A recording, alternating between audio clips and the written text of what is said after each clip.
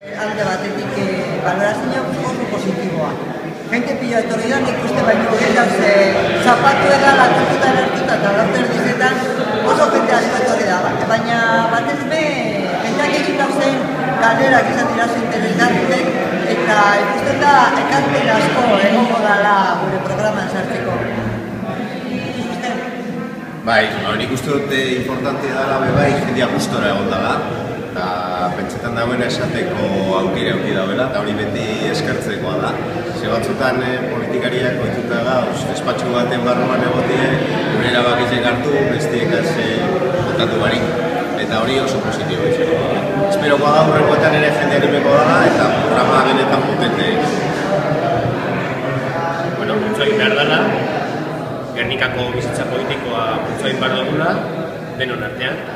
Eta denon lana eta aportazioa garrezko direla horretarako, beste herri berri bat sortzeko. Gernikati, Bizkaira eta Euskal Herria.